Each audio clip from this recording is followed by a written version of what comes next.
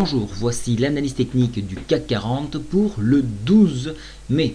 Alors je vais un petit peu élargir mon analyse puisque je vais déborder sur le SPI 500 et on va également parler de l'hebdomadaire.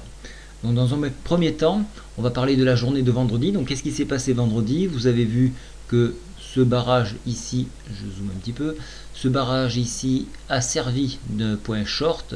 Vous voyez qu'on clôture, que l'ouverture s'est faite au niveau de la médiane de la fourchette d'Ambrose. Donc déjà c'était un joli point short et nous avons fini sous le point pivot, voilà, et ce qui correspond à peu près à 50% de la bougie en extrême, que si j'intègre les ombres par rapport à la précédente.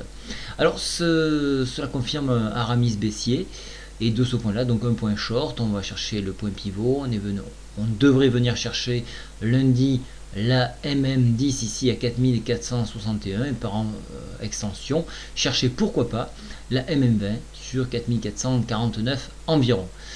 Vous voyez que donc on a toujours cette bataille sur ce niveau là, cette zone là. Donc ça c'est une très longue consolidation.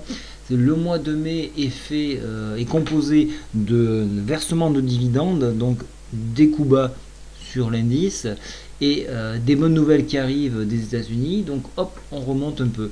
C'est ce qui fait que nous avons cette congestion à ce niveau-là.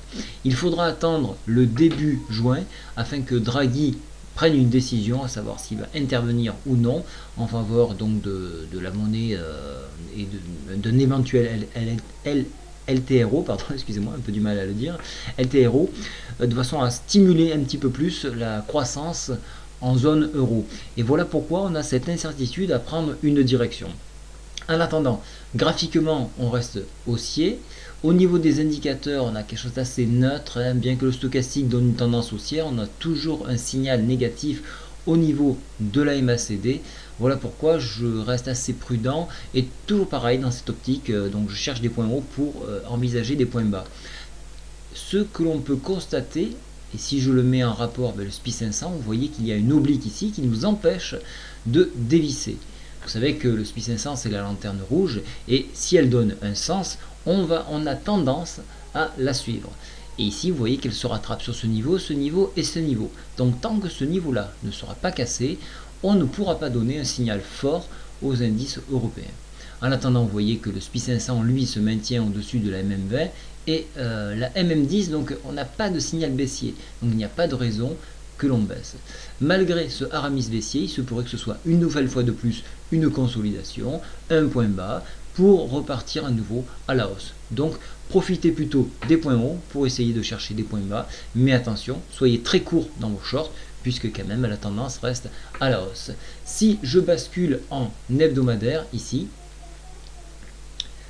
voilà, si ça s'affiche, alors je vais un petit peu plus agrandir, vous voyez que la fourchette bleue est en hebdomadaire, celle-ci en violet et plutôt en journalière. Alors, qu'est-ce qu'on remarque ici? Donc vous pesez un petit peu plus, pourquoi je vous ai tracé cette oblique ici qui est en marron. Voilà, elle correspond à un barrage en hebdo, et celle-ci est plutôt en bleu, et celle-ci en pointillé est un barrage en journalier. Voilà pourquoi je les maintiens toutes les deux. Vous retrouvez donc le barrage à ce niveau-là en hebdomadaire, qui a servi de support sur ce niveau-là, cette semaine. Donc pour moi, ce point, je vais un petit peu plus l'allonger, de façon à le maintenir dans le temps. Donc qu'est-ce qui se passe ici en hebdomadaire? Vous voyez qu'on a un équilibre parfait, on a le temps de consolider la bougie, ça fait 3 bougies que le consolide. Du coup on monte tout en consolidant, donc c'est sain comme tendance, hein. Globalement au niveau des indicateurs, la MACD est toujours orientée à la hausse et la MACD, bien que proche de la zone de surachat, ne présente pas vraiment de signaux vu qu'on a de quelque chose de très maîtrisé depuis plus de 3 semaines. Alors après une hausse comme ça, on aurait pu croire effectivement à une prise de bénéfice, mais cette prise de bénéfice est faite ici, vous voyez, sur à peu près 50% de cette bougie-là, un peu moins, mais bon, disons qu'on a consolidé en grosse partie suite à l'appui sur cette oblique hebdomadaire ici. Voilà, donc on est au-dessus de la MM10, au-dessus de la MM20, il n'y a pas vraiment donc il n'y a pas du tout même de signal baissier, hein. Donc là aussi, une nouvelle fois de plus, on est en tendance haussière. Je vais juste faire un rapport avec le SPI 500 en hebdomadaire pour voir si on remarque quelque chose. Alors là, c'est très important. Regardez, on a un sommet en pince que l'on peut tracer sur ce niveau-là. Il doit vous sauter aux yeux. Je vais le tracer ici parce qu'il est important. Je le mets en pointillé. Voilà. Regardez un petit peu, c'est vraiment très impressionnant. Donc ce point-là, ce point-là, ce point-là, ce point-là, là, bon, ici il a été shorté.